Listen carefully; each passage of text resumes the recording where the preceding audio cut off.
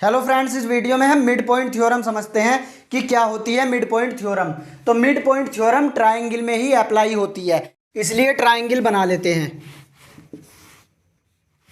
ए B C. तो A B पे mid point ले लेते हैं। तो ए बी का मिड पॉइंट मान लिया ये हुआ, इसे डी बोल दिया। और ए सी का मिड पॉइंट ये मान लेते हैं, इसे बोल दिया हमने ई। तो यहाँ पे D and E are the mid point of A B and A C. ठीक, डी तो मिड पॉइंट है ए बी का और ई मिड पॉइंट है ए सी का। तो प्रॉपर्टी यह है, जो मिड पॉइंट से ज्वाइन होकर लाइन बनेगी और यदि वो लाइन ट्रायंगल के बेस के पैरेलल है, तो फिर वो जो लाइन मिड पॉइंट से ज्वाइन होके बनी है वह लाइन आधी हो जाती है ट्रायंगल के बेस के। तो मिड पॉइंट से लाइन ज्वाइन कर लो तो वो ये हो जाएगी।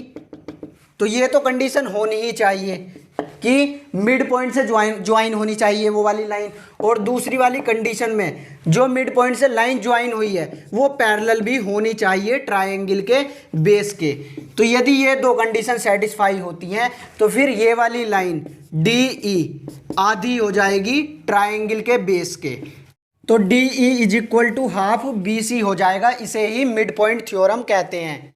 अब हम इस मिड पॉइंट थ्योरम का प्रूफ देख लेते हैं कि ये रिलेशन कैसे बना है। तो फिर से हम ये वाला ट्रायंगल उधर ड्रॉ कर लेते हैं। ए बी सी और ये डी है और ये ई है। तो देखो सबसे पहले क्या गिवन है, हमें शुरुआत से ही हमें ये पता है डी और ई मिड पॉइंट है। ठीक, ये दोनों ही मिड पॉइंट्स हैं।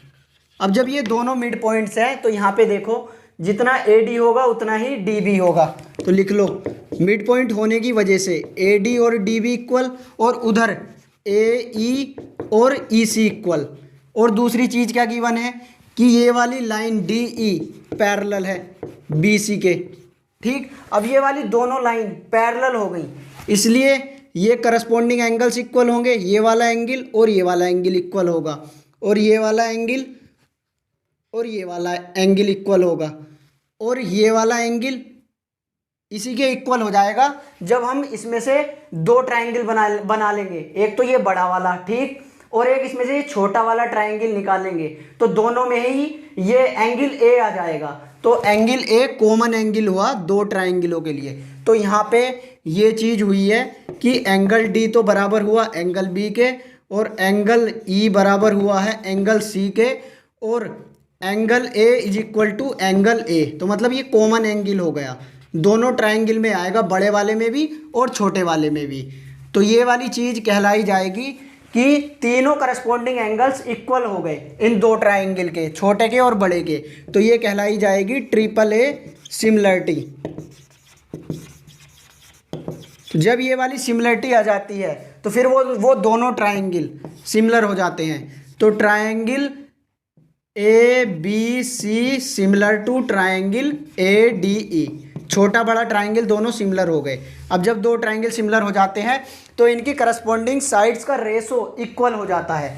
तो रेशो लिख दो ए बी अपॉन, मतलब सिमिलर होने पे अब ये रिजल्ट आ जाएगा कि A B upon A D is equal to B C upon D E is equal to A C upon A E. ठीक, अब हम इन दोनों फ्रैक्शन को एक दूसरे के इक्वल लिख लेते हैं। तो A B upon A D is equal to B C upon D E. अब आप यहाँ पे देखो डायग्राम में डी मिड पॉइंट है ए बी का, तो जितनी ए डी होगी उतनी ही डी बी होगी। तो यहाँ पे ए बी आया है, तो ए बी की जगह हम ये भी तो लिख सकते हैं कि अगर हम ए डी का 2 गुना कर दें तो हमें ए बी मिल जाएगा। ठीक, या ए डी के स्थान पे ये लिख लो कि हम ए बी का आधा कर दें तो हमें ए डी मिल जाएगा। ठीक है, तो यहाँ पे हम ये करते हैं, ए बी के जगह हम ये लिख लेते हैं कि 2 गुना ऑफ किसका, ए डी का, अपॉन ए डी। तो मतलब ए डी का 2 गुना करेंगे तो ए बी ही मिल जाएगा, is equal to B C upon D E. तो हमने केवल इस वाले इक्वेशन में इसे चेंज किया है और बाकी सब ऐसी है। तो AD से AD कैंसिल हो गया।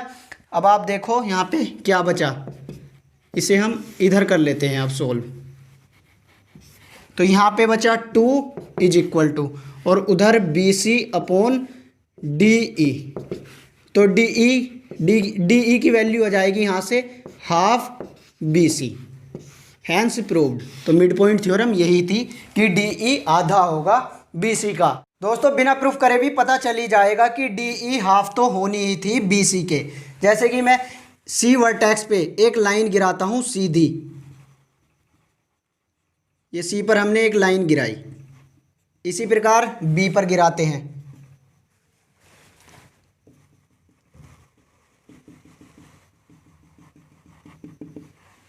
अब इस लाइन को आगे को बढ़ाते हैं, DE को हमने इधर को भी बढ़ाया और इधर को भी बढ़ा दिया।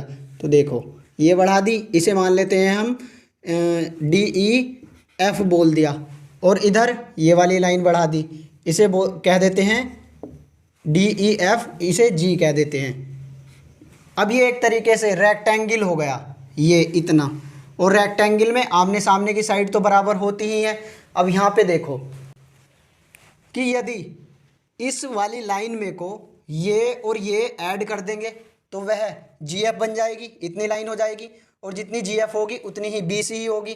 ठीक, तो यहाँ पे देखो इस G से D तक, मतलब इतनी लाइन को और इतनी लाइन को अगर हम जोड़ेंगे तो जोड़ के वह इसके बराबर बन जाएगी। तो क्लियर हो चुका कि ये वाली जो लाइन होगी ये आधी होगी GF के।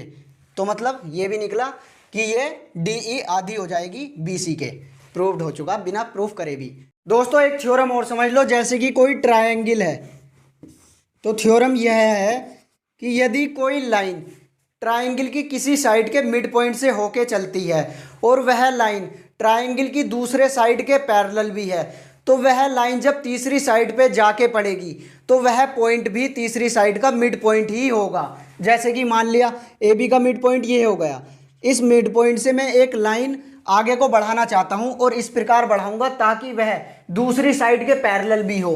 जैसे हमने ये आगे को बढ़ाई तो ये वाली लाइन BC के पैरेलल भी होनी चाहिए। तो अब जब ये तीसरी साइड पे जाके पड़ेगी, तो इस वाले पॉइंट पे जाके पड़ी, तो ये वाला पॉइंट भी मिड पॉइंट होगा AC का। यही थ्योरम थी। तो दोस्तों यदि वीडियो पसंद आई तो वीडियो को एक लाइक कर दीजिए, और चैनल पर नए हो तो चैनल को सब्सक्राइब कर लीजिए, और बेल नोटिफिकेशन को भी ऑन कर लेना ताकि आने वाली वीडियो की नोटिफिकेशन आपको मिल जाए। मिलते हैं नेक्स्ट